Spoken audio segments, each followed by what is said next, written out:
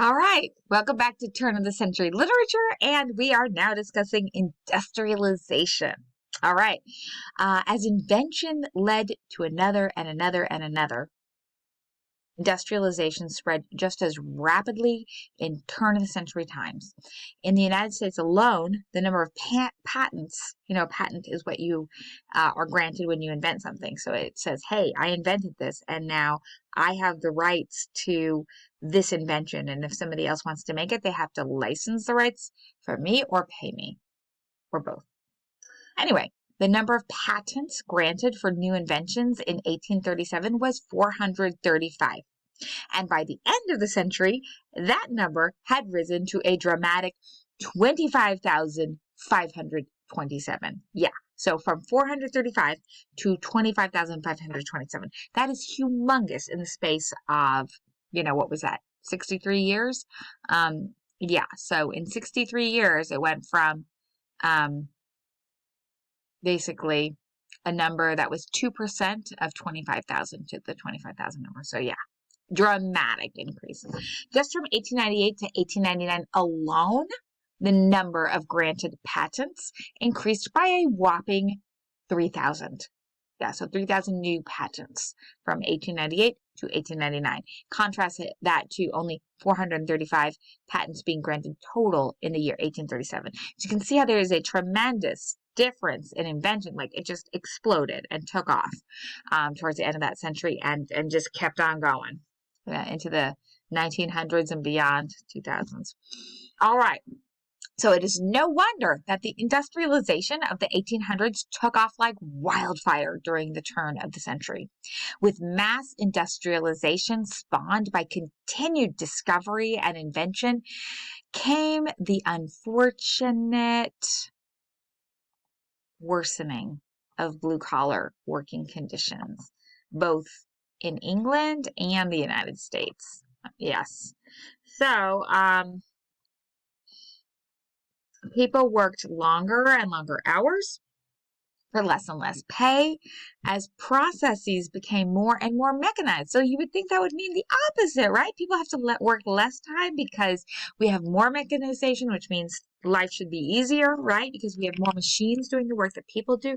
Yet, with money and greed comes a lot of sacrifices of, values that, values kind of can go out the window when the almighty dollar is dangled in front of people's faces. So even though people could do more with machines, they were forced to work longer hours, more hours, and less pay, unfortunately. Yeah. That's what happens when companies get awash in money and allow greed to take over their better sense. So previously unconfronted by the hazards of heavily industrial work, or of heavily industrialized work, the governments did not really have many laws protecting workers from the ills of the mechanized world. So it's greed driving this, but it's also really like the government and people not knowing what's out there, because invention is happening so fast that the laws haven't caught up with it, and even like the awareness of people hasn't caught up, enough to make laws and policies to protect people against, hazardous working conditions. So in a world without social work, without safety nets for the poor, orphans, or the disenfranchised, these groups often suffered the most for the mass economic expansion that filled the coffers of the world's few robber baron millionaires. Along with economic expansion came the commercialization, materialism, and decadence that characterized the turn of the century times. Remember that term, the Gilded Age. So that goes, and the gay 90s, those both go hand in hand with a sense of decadence and materialism and just, hey, whatever goes, and you don't think of that like with the 1800s, but it did characterize the later portion of the 1800s, so those 1890s, and on. Anyway, long hours for little pay in harsh and even dangerous work environments with no benefits eventually resulted in labor organization. So thank heavens, yes, the labor force organized. And when you organize, you can collectively bargain, right? So workers tried to bargain collectively through meetings, leaflets, lockouts, boycotts, picketing, strikes, syndicalism. Syndicalism means general strike, so strikes of the whole force, and legislative lobbying. That is a direct quote from Meetings to Lobbying from our anthology. Those are all the different means through which people worked together in unions and collective units to try to fight the forces of these big corporations.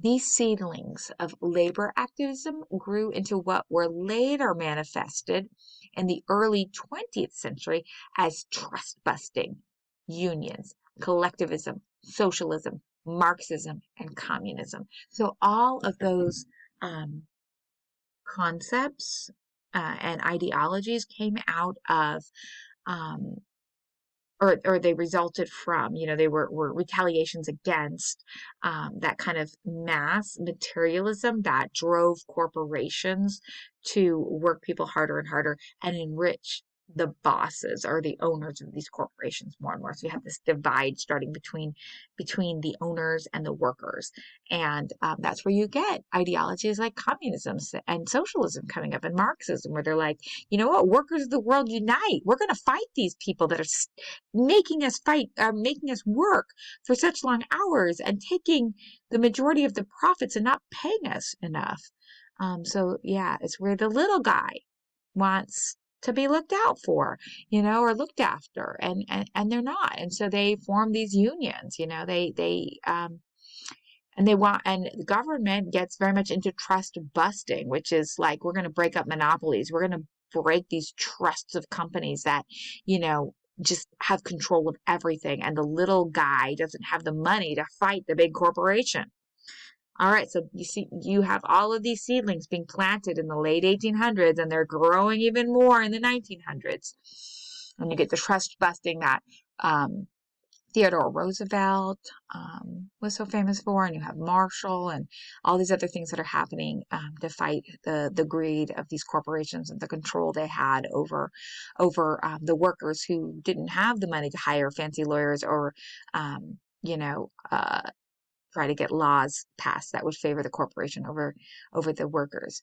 And so we see that people banding together and trying to change these things, and when you band together, you get the strength in numbers and the strength of money that comes from that, because when you pay dues to a union, you collect funds, and those funds can then be used to hire lawyers to go fight your case and hopefully write laws and policies that will control the unfettered greed and profiteering that drove these corporations to work its people for so long. And you start seeing labor laws coming into place, like you can't have child labor and things like that, or there are limits being put on child labor where before that there weren't, right? And there were limits being put on like work days and things like that. And now we have these kinds of limits where it's like, oh, okay, if you work 8 hours, you have to have a certain number of breaks, and you have to have lunch, and if you work longer than 8 hours, if you're an hourly worker, you have to have overtime and things like that. All of those laws and policies to protect the workers came about because, that's what happens when capitalism and the invisible hand is supposed to be able to regulate it all, but it doesn't always work that way. If corporations become so swollen that they have all the money, then even the little guy, has no support monetarily to fight against the quote unquote giant, right? It's like the David and Goliath type of proposition here. So the unions helped even the playing field. All right. Enjoy studying these works through the lens of industrialization in addition to transitionalism.